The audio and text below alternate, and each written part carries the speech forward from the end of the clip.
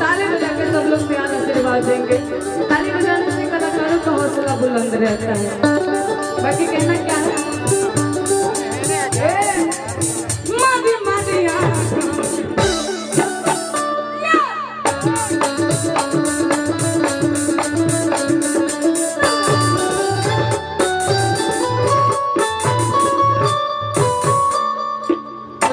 बहुत सुंदर। बाकी आप आइए तो आइए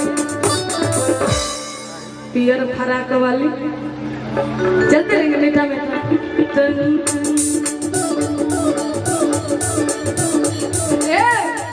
हम पसंद कइले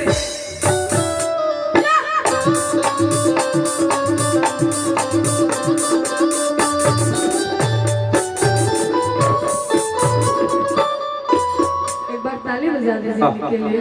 अब आदित्य जी आप अपना सिंगल हम मारेंगे गमछा दीजिए तो सर भैया। हाँ गमछा आदित्य के डंडी आओ तनी मंचवा हल्का भैया छोड़ दिया तनी मंचवा छोड़ो जाओ खाली कुछ कलाकारी भी देखो जाओ। वाह वाह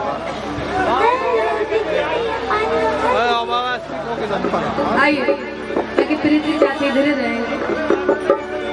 आइए चलते रहेंगे।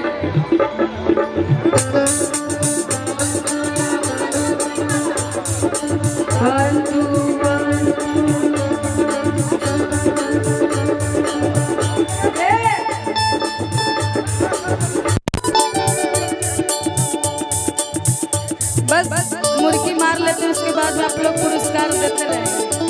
बहुत अच्छा लगेगा। बहुत बहुत धन्यवाद भैया। छोड़ दो। बहुत बहुत धन्यवाद। जय माता दी। और क्या ना बनी हम पसंद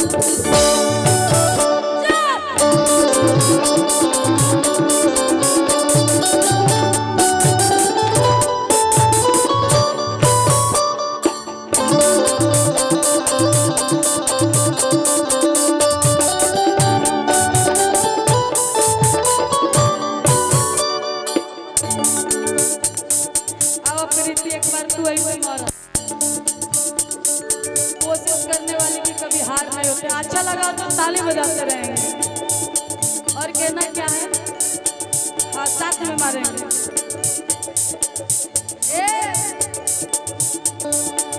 बनी हम पसंद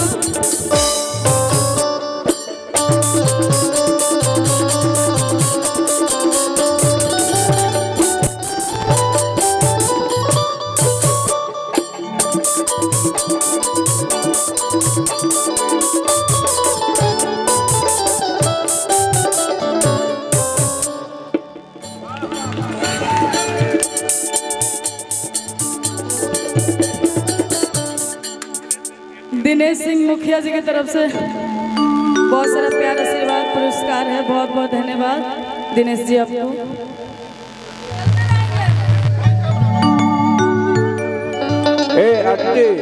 एगो घुलट के अरे नहीं यार। अरे हट हाल एगो घुलट के चाहे बैठे वाला